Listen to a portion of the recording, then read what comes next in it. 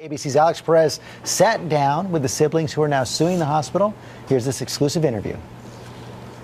When Sarah Feudaz was wheeled into surgery at the University of Toledo Medical Center, she thought she was being given the gift of life. This was going to be the end of it. I would finally start feeling better. Instead, she says she awakened to a nightmare. And I just remember asking over and over again, what happened? Feudaz's ordeal began last March when she was diagnosed with chronic kidney failure. To live, she would need a transplant. Then doctors found a perfect match, her brother Paul. When he said yes, it was the most amazing moment of my life. But that relief soon turned to disbelief.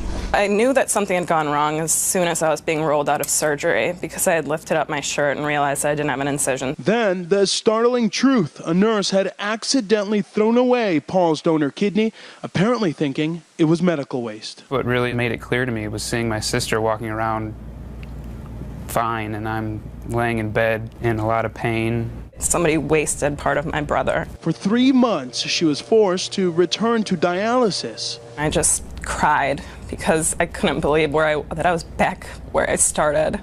When I should have been healthy, I should have been recovering. The hospital eventually found her another kidney in Colorado and paid for Feudaz's travel, but the Feudaz family has now filed a lawsuit. In a statement, the University of Toledo tells ABC News, "We apologize sincerely. We have done our best to provide many remedies to help those affected move forward." But in court, the hospital is fighting back, asking a judge to dismiss parts of the lawsuit, leaving Sarah Feudaz to fight not only for her health, but, she says, for justice. They threw away my life. They threw away something that meant so much to me. For Good Morning America, Alex Perez, ABC News, Chicago.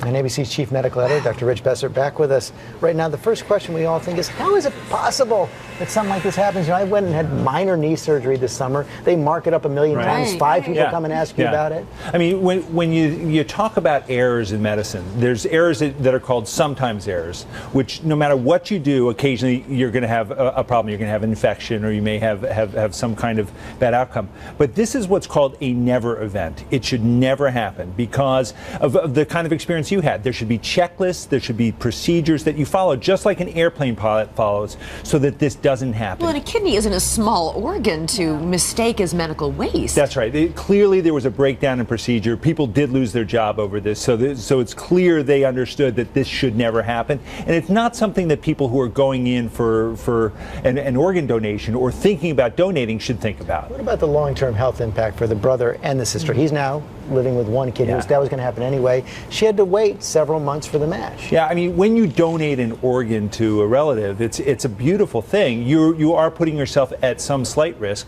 You can live fine with one kidney, but if something happens with that, you are at risk.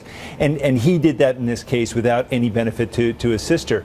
There also is a benefit if you get an organ from a living donor. And so I don't know whether her second kidney was from a living donor or someone who is deceased, but there's better survival if it's from a living donor. So, you know, you had both people here at some level of risk. It's a sad story, but 17,000 kidney transplants a year, this never happens. Right. All right, Rich. Thank you so much.